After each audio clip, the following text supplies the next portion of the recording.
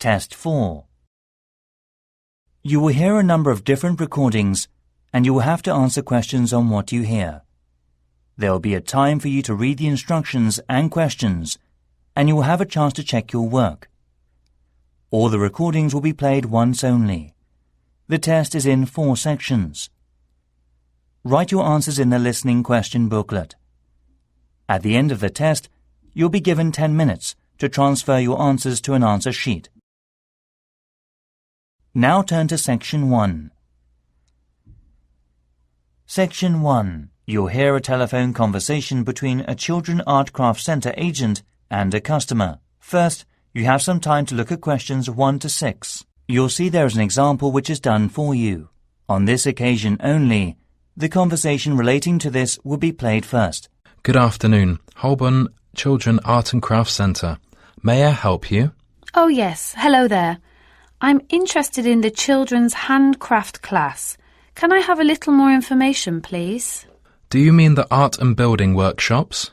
Yes, a friend of mine mentioned them. Your company workshop is offering a creative mind through painting and building. Is that right? Yes, of course. First of all, we run the class every Friday between 1 p.m. and 2:30 p.m. after our lunch break. Running time is every Friday, so every Friday has been written on the form. Now we shall begin.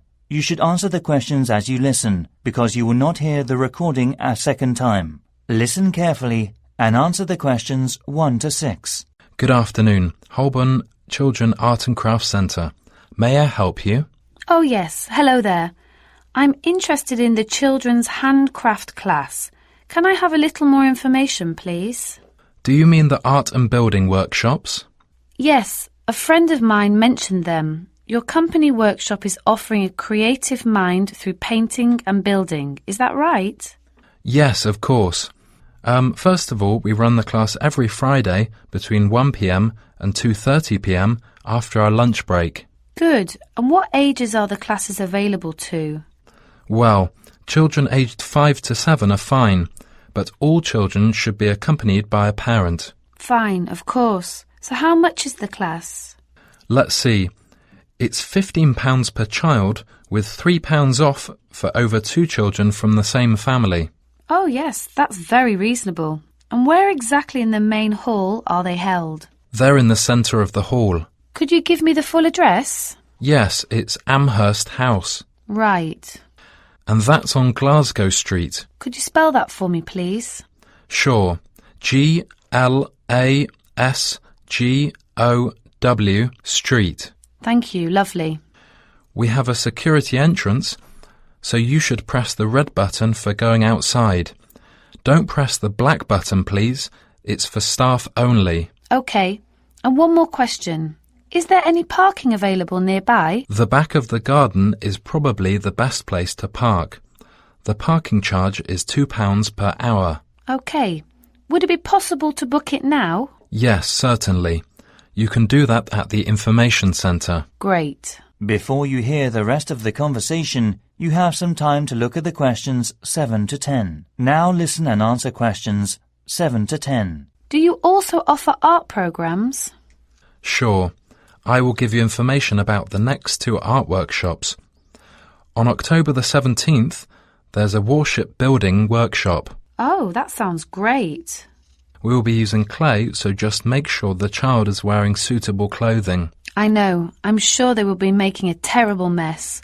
So what is the other programme then? Well, it's coming at the end of this month on Saturday. That'll be the 31st of October, won't it? Yes, that's right. On that day, there's going to be a Caribbean jungle theme. This is where kids make scenes with trees, rocks, animals, and so on. Oh, is that safe? Yes, it is. Don't worry. They'll just be using different kinds of paper, you know. They're good materials for making jungle backgrounds, rocks, and things like that. OK, I see.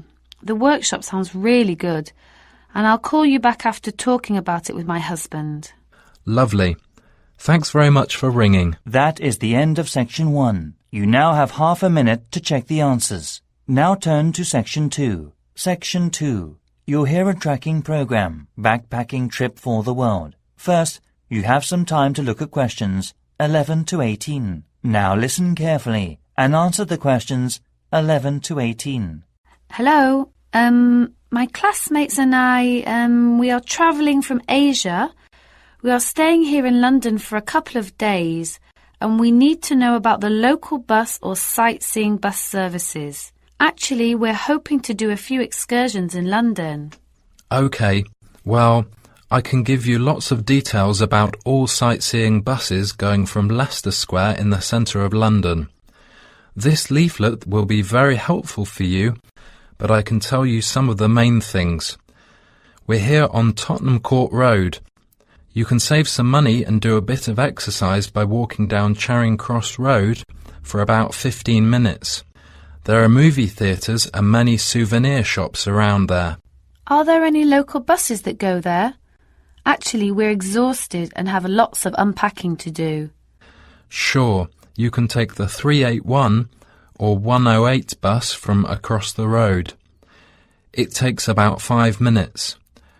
Or you could take the tube and head south on the Northern Line, but remember the tube is more expensive than the bus.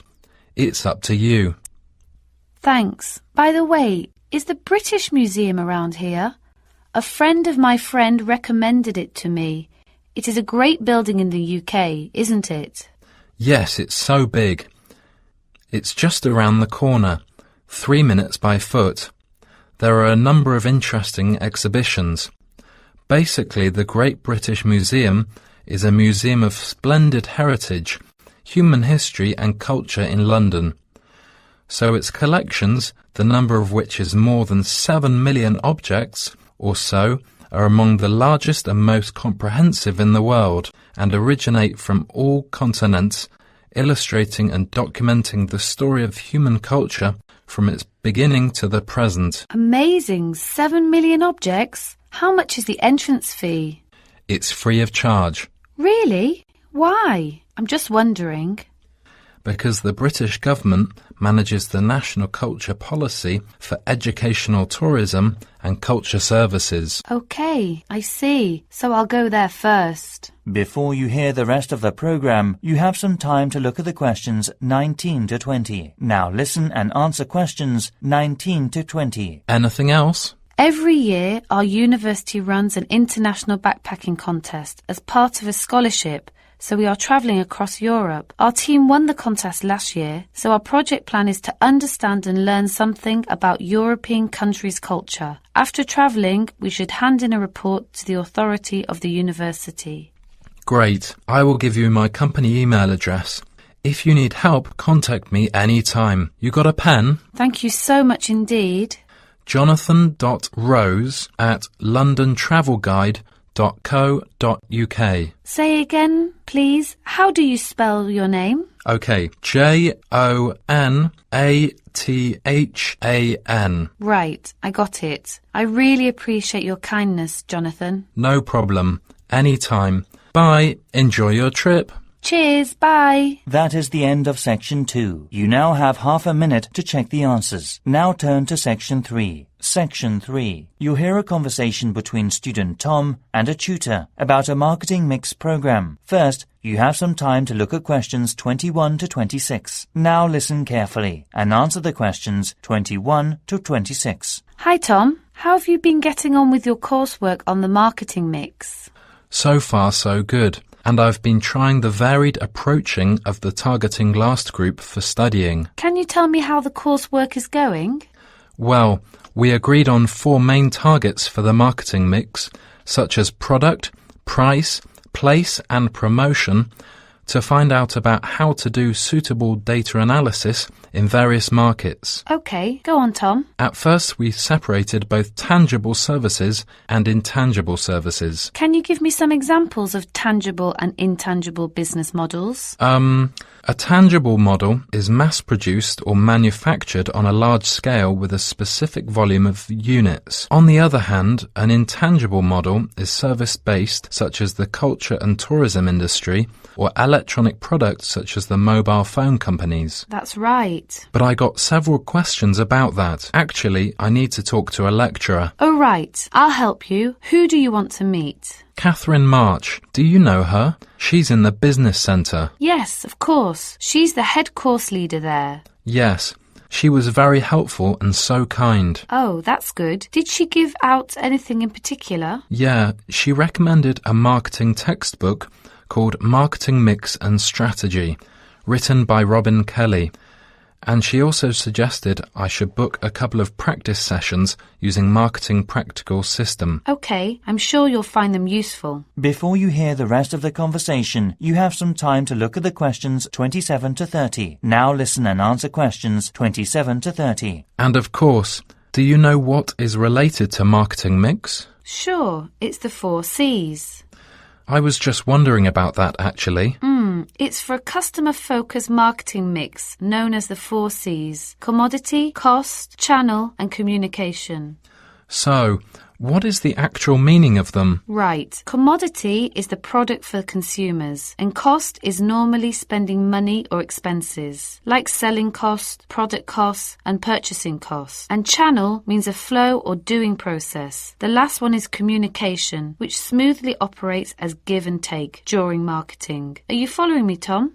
Yes, it's still a little unclear. Actually, I need to do some further reading on the concept of marketing. Oh yes, well I got hold of a copy of the McCarthy and I thought it was great, but the campus bookshop said it was out of stock. The library has an old version, but is not as useful, and I'm afraid I've lent my copy to another student. I'll give it to you next week when I get it back. Okay, Tom? Thank you. No problem. Anyway, your writing style is very clear and you've included lots of interesting, personalised explanations of your target area. And you've just got a couple of solutions for some additional cases on targeting. They are not too bad.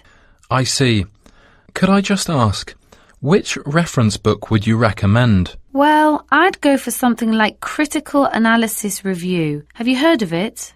Well, it's the first time I've heard that title. It's about markets within different zones and contains statistics on their specific areas of work.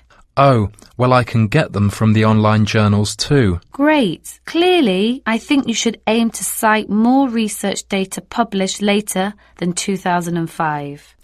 OK, that's not so difficult.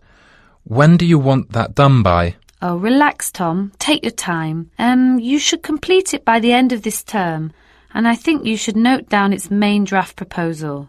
Yeah, well, I'll certainly try.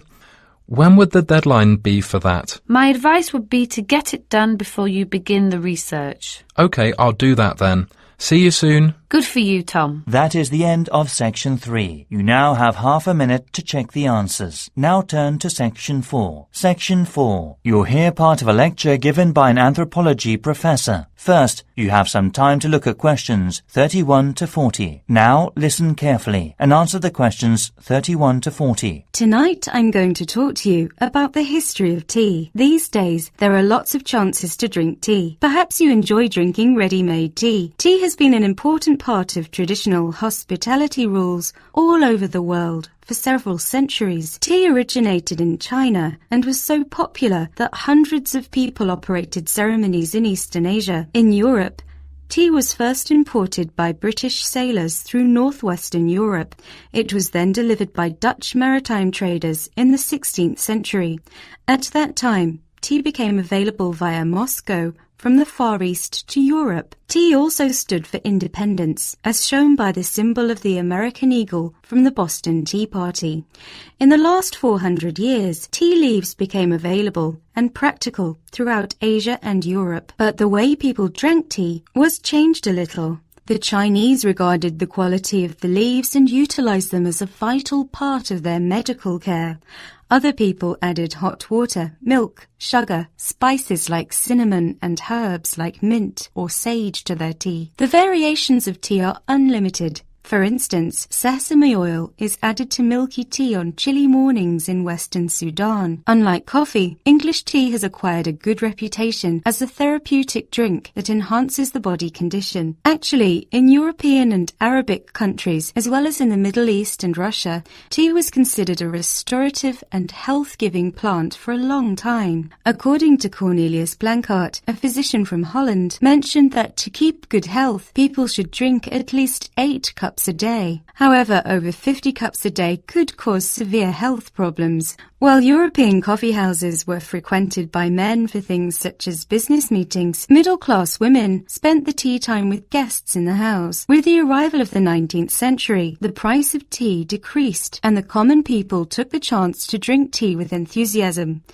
Luxury tea was sold in tea bags, which were made of cotton to suit the upper classes. Nowadays, although tea and coffee consumption has become a significant part of society, a few Islamic groups prohibit drinking tea because it contains the stimulant caffeine. From the Middle Eastern tradition of the nomadic Bedouin, guests are served with tea topped with cardamom and glasses of sugared tea, refilled by the host in the guest tents. For over 1,000 years, Arab traders have been bringing the tea culture of Islamic customs to northern and western Africa. The tea was boiled with a lot of sugar for a long time. In India, tea drinking keeps an important custom of daily life going. The Indians are accustomed to drinking it with milk. Chai, as they call it, means boiling milk, adding tea, sugar, and some spices. This process of making tea has spread throughout the world. Surprisingly, the custom of making tea mixed with milk or water in cafes has been carried over to the preparation of instant beverages. Today, at conferences and seminars in Britain,